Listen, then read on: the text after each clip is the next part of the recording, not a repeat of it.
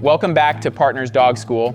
We returned back to our journey with Skye, a husky puppy that went back home with her parents a couple weeks ago and is returning to give us their overall feedback with Skye's training and anything else they need help with at home in the coming months. Let's just go ahead, start with the basics. Again, I know obviously, this isn't the first time seeing each other since she left the camp, but how's she doing back at home? Good things, bad things? There's lots of good things. Okay. Like I can tell her, Skye, sit. Or maybe it'll work now even. Of course, now we're under pressure. Skye, sit. Sit. Oh, good girl. I don't have any treats, but I will. I love you, good girl. How do you do the hand command for lay? Is it this? Just a down. Yep. Down, down. Beautiful. Good girl. Do you interact with her a lot at home? Well, I try to. I let him feed her. I feed her and most of her time when she goes inside them D-pads, and every time I try to actually even pet her, she just backs up. Okay. She doesn't like his shoes, something to do with his shoes and his hat. My hat doesn't seem to bother her. So I don't know in her breeder place if maybe the male persons were, I don't know, too corrective or, that can happen and that memory's there. Oh, 100%. And she, I went and got her myself. He wasn't with me, so she didn't get that immediate bonding. So if we do get another one, we'll make sure it's while she's real young.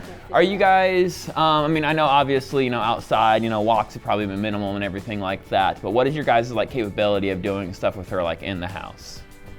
In the house, much more. Yeah, much more in the house. I have a big peninsula and she'll run around that sometimes. Run. It's like. Yeah, run some big circles. Because, one thing that would help with, Exercise. Yes, again, just stimulation, but Even again, for that's us, naturally for such a young dog like that. You can kind of tackle fairly easily without actually, giving her the long 3-mile walk, a 30-minute training session. That could just be simple mental stimulation that'll outweigh that physical stimulation, so little Kong toys with peanut butter, snuffle mats, puzzle toys, something like that. Even just a hard chew bone.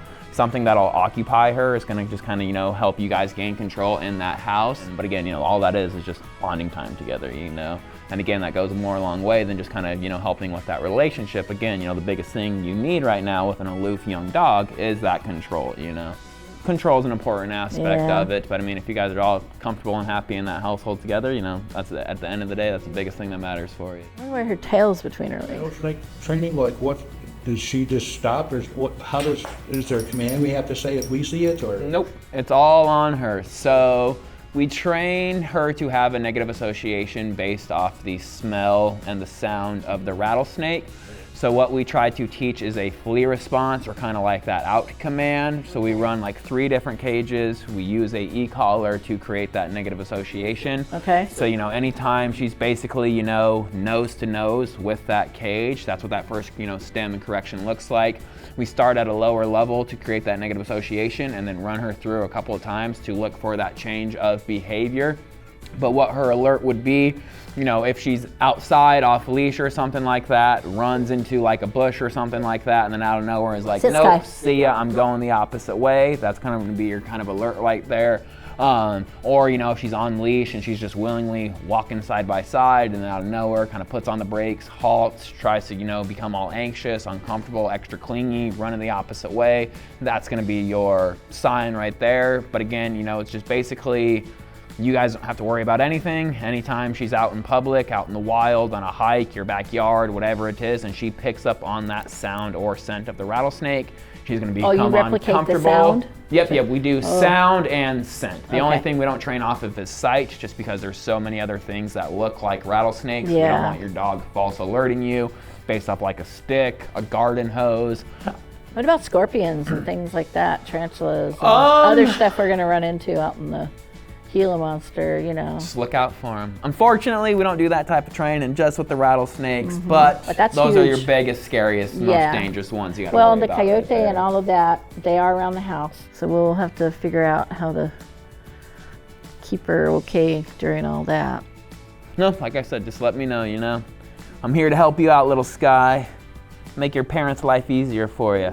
So I just been walking out of Skye's follow-up lesson after I sent her home from her camp. Sounds like for the most part, she's actually doing a pretty good job. You know, definitely some things that the owners had wanted to go over with me that they are still struggling with. You know, just given their age and a lot of their health issues, you know, both of them needing to get that knee surgery and everything like that. So they definitely are pretty limited on what they are able to do with Skye back at home.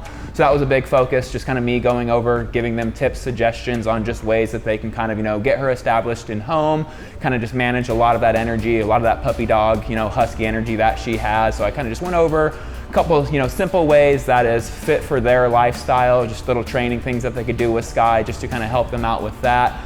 But a lot of just that kind of energy management going into what I just said. You know, she still is a younger husky puppy, very energetic, aloof, especially out in their pacing home, you know, with a big yard, a lot of freedom and everything like that. So another worry was, you know, just her around all those wild animals, the snakes, tarantulas, scorpions, all those coyotes, just kind of getting her desensitized to a lot of that wildlife. We had run her here for our snake avoidance training. You know, a lot of the tells and what to look out for, you know, when she is alerting for the rattlesnakes, and just kind of other tips and tricks that they can do to get her desensitized and under control around a lot of the wildlife that they have in their pacing home.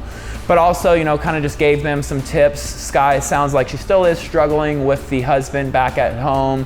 You know, still just a little nervous around him. She'll let out little warning barks, growls. She seems a little standoffish with him. So I kind of suggested him kind of taking over as the pack leader, doing a lot more of the, you know, feeding, a lot of the hand feeding, trying to be able to be the one that can do those short little training sessions, those walks and everything like that, just so he can establish himself as a more valuable person in the household.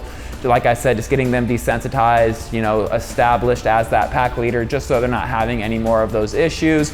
But all in all, like I said, I mean, for what she is and what they are capable to do with her right now at this point of their life, back home with her, you know, just looking forward to continue on seeing her. You know, we've seen her a couple times for boarding and, you know, starting to come in for daycare. And every time I see her, you know, she's always super happy to be back in this building. I'll always kind of just continue working with her, assessing her. And obviously, you know, back here with me, she does a very good job. So a lot of it is, you know, not necessarily me having to teach Skye, but a lot of just going over, you know, trying to find a good way for her to fit into her older owner's lifestyle. But again, they're slowly but surely figuring it out. You know, Skye is definitely maturing. I'm seeing all the work that they have put into her since she's gone home. So I'm very happy to see with where she's at, but definitely going to continue being a work of progress. So we'll just kind of see where she goes from here.